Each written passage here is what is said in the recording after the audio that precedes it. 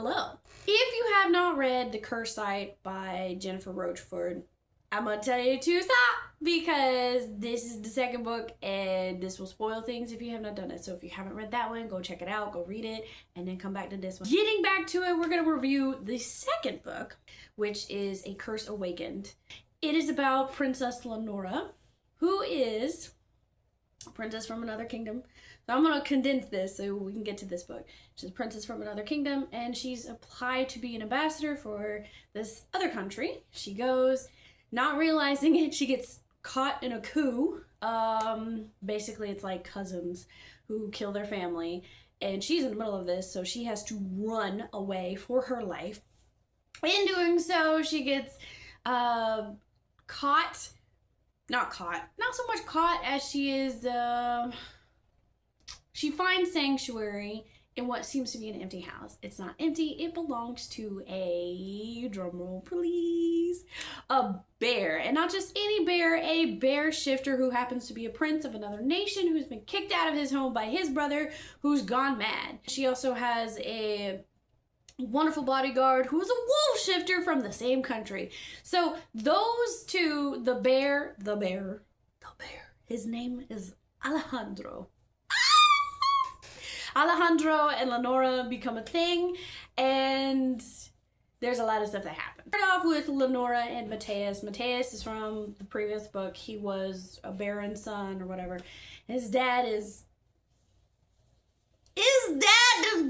garbage. Ugh.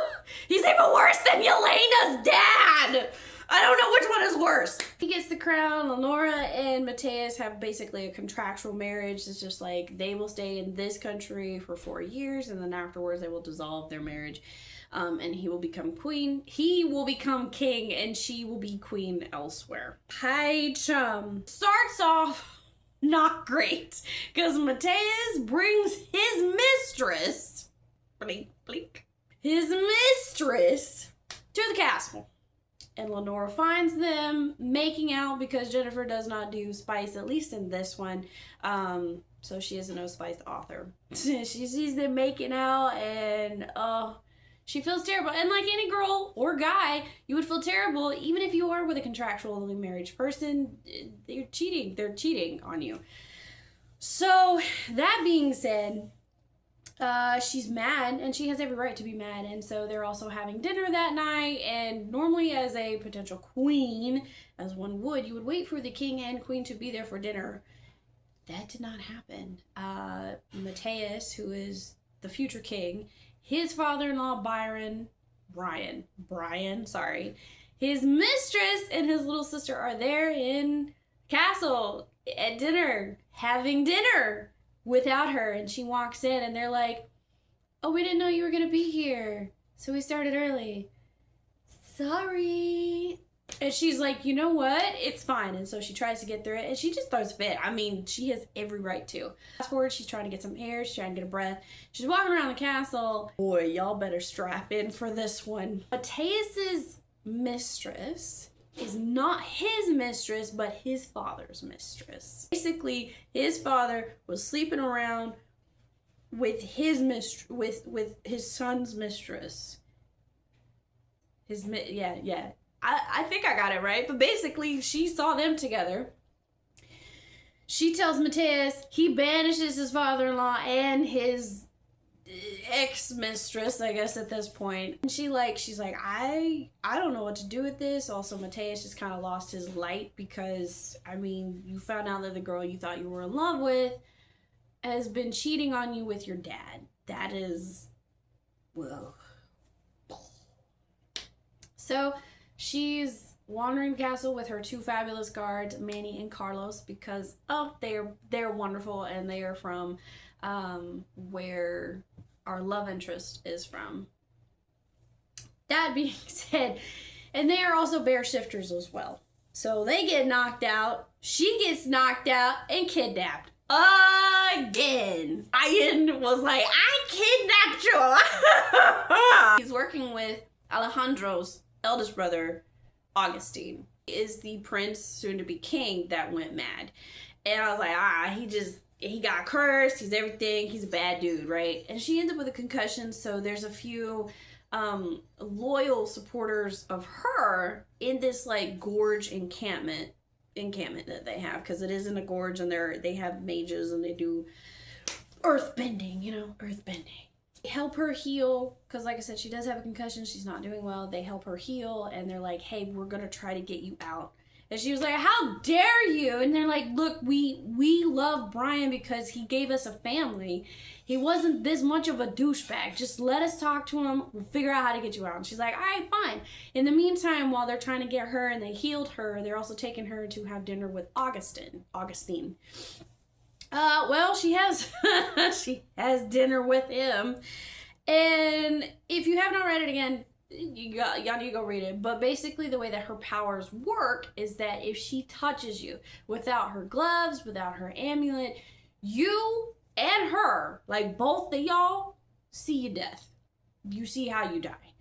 And with Alejandro, he gets to die peacefully by her side in his bed with their children. And it was such a beautiful moment. And this is important is because as she's having dinner with Augustine, it ends up becoming... he kind of gets aggressive, and she takes because she also doesn't have her gloves, but she takes her amulet off and she touches him, and she ends up seeing that Alejandro is supposed to kill his brother, right? And he comes out of it and he's like, oh my gosh, I am so sorry, I never wanted this. And we're like, whoa, wait a minute, back up, let me put some church in it. And she's like, what are you talking about? What are you talking about? He's like, I never meant for this to happen, but I need you to leave right now. I need you to escape because the curse is coming back and I can't control it. And she was like, say no more, but what? And there's a reason why this curse is happening, and it broke me. Jennifer, you broke me, hun! Oh, I died! Oh my God, I died! She escapes, she gets nicked and scratched, and there's a foot-long freaking centipede that takes a chunk of flesh out of her arm as she escapes. Oh my gosh. Her mother is able to do like spirit walking kind of thing. She finds Lenora, she takes Lenora to Alejandro, and something weird happens. She touches Alejandro and she's able to like make things stand still. And like they're in the same space and time and everything. And she's like, Alejandro, my love, I'm not in the castle. I need your help. And he's like, I'm on my way. I got you. Say the word. And then she wakes up. If a centipede takes a chunk. And she's able to be with him and all that good stuff. Lenora like told Alejandro, oh man. Basically, he gets her help, and they meet her, and he takes her to his beautiful summer home by the ocean. Oh, the castle I have in mind, not gonna lie, is the castle from Little Mermaid 2. I'm gonna put it on screen right here. Right here. That's the kind of vibe I got, and I was like, oh my gosh, this is beautiful. Like, it's wild. It's wild. And she has this beautiful servant, and she talks about predestinado.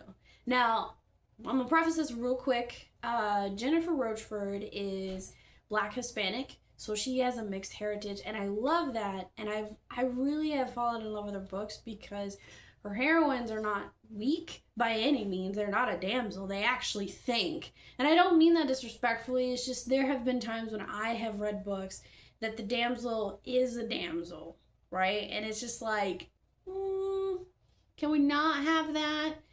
And as a mixed girly myself, it's lovely and awesome to see that kind of representation in that. And it's also to kind of see like what Lenora goes through, what she struggles through, especially with her powers. It's reminiscent of Elsa without being Elsa, and I do mean that in like the best way possible, whereas like Elsa controlled her powers because of her ice. And nobody knew about it. Lenora, everybody in her home country, everybody knows about it, and they stay away from her. They don't like to touch her. They give her like that kind of look. And as a princess, you're supposed to be held in high regard if you are a kind and loving princess. But while we are here, going back to the book, but while we are at the summer home, basically, she learns about fated mates. predestinado, right? And Alejandro's like, where did you hear this? She's like, my maid kind of said it. So basically it's like they believe, and it's at this point it's true, but you have a fated mate in life. And if your mate rejects you, which I have to ask Jennifer if she is kind of loosely basing off of like some werewolf culture. That's a question for another day. If your mate rejects you, you go mad. Alejandro talks about his brother, Augustine. And this is what broke me, guys. This broke me because he's not a villain because he wants to be. He's a villain by force. Having a big celebration for his 18th birthday, and Augustine found his fated mate, but she was already in love with someone else. So she rejected him. Like, the thing is, like, you have to acknowledge it to then accept it or reject it right then. It can't be like, well, I'm gonna wait a week. No, you gotta accept it or reject it. She rejected him. It wasn't long after that he lost it. I want to say about, I think Jennifer had mentioned like a week or two. Basically, that's when the curse started to set in. He went on a rampage. He killed their youngest brother and their mother and father. It's not because he wanted to. I'm assuming the way that this curse works is that it just takes control and it wants to kill everything because you're empty. And so Alejandro tells that to Lenora. He's like, we can't acknowledge it. We can't. He said, because you're contractually married and I don't want to ruin that for you, especially with the dreams and hopes and everything that you have. And if we acknowledge it right now, we have to accept it or reject it, and I can't do that to you or me. Oh, I was like, why? Finds out that Mateus has been basically like Brian, the father-in-law, her father-in-law, his actual father, has taken over Stronghold, which is the kingdom that she's supposed to be contractually married to Mateus for, has taken him. And so she is like, I can't sit idly by. I can't do this to him. Even if I don't have like a full-on love for him, I do have a like for him. And so she goes, and she has, like I said, she has 2 bear shifters, and then she gets a 3rd one. Her name is Lisbeth. Oh my god, her and Manny is so cute together. I don't know if they're fated mates, but I'm really hoping they are. Anyways, so she goes back to the castle, and lo and behold, yeah, the father-in-law is a complete, I'm gonna keep this PG, guys. He's a complete darkest underbelly with the hole slashed in the middle of him. Okay, that's where we're gonna go. We're gonna leave that to your imagination. So that being said, there's a huge battle that's going on left and right. It's like friend and foe. It's madness. It really is, because it's like, this wasn't worth it, my dude. But he's kind of the a-hole. Sorry, but he is. And Mateus is a earth mage. I think that, yeah, it's an earth mage, but he deals more with like plants and trees, and he stabbed his father through the heart, and he just looks so dead. And death changes people, and even like Jennifer says that, and it was sad because he was a genuinely good person, but like when he killed the person in charge of the coup in the last book, it's like a piece of him died, and then having to kill his father, he turns mean for like a few seconds. Then we didn't forget about the mistress. She took the coward's way out, and she stabbed Lenora through the back, causing Lenora to die. While she's dead in the spiritual realm, she meets an ancestor.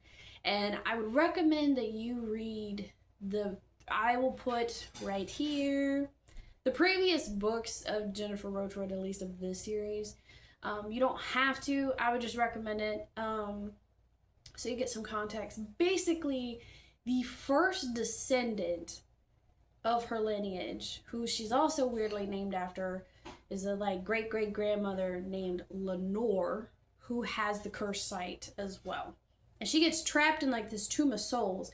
And during that time, now she's thinking it's like 2 weeks, because time works differently. And she ends up helping souls like cross to the other side, and she's been always thinking her gift has been terrible, which is why she's not really connected with a lot of people. What she does with some of the spirits is like they have to go through their death first, right? And there's this little girl, it's so beautiful. There's this little girl who's like, I don't know where my family went. And she was the oldest, so she took her charm, she held her hand, and then they went through her death, but then they went through the life after her death. Her siblings, like her parents they still loved her. Her siblings had children. Like she basically got to see like her nieces and nephews, and they had lived a long life. And that was like with at least, I want to say, a good chunk of spirits. And some of their deaths were not super happy. Like the first time it happened was with a woman named Ruby, and she was always crying. And she accidentally falls on Lenora, and the amulet somehow is like missing from her hand or from her neck. And as it happens, like she was trying to get her son a toy, and it was really bad. It was raining that day. Even the coachmans were like, don't do it. And she died. And her son, she was afraid her son didn't make it. And so what ends up happening is he does, and she gets to see her grandchildren, and she gets to move on, and she stops crying as she moves on, and it's so beautiful. But as Lenora helps the little girl, she realizes, because she went to tell Alejandro, I'm dead. I can't come back. And he was like, no, Lenora. He's like, my Nora, I love you. I claim you. I want you. Like he puts into effect the fated mates. He was like, I claim you. I claim Lenora as my own. Let me have her. Oh my God. I'm putting up all of my favorite lines.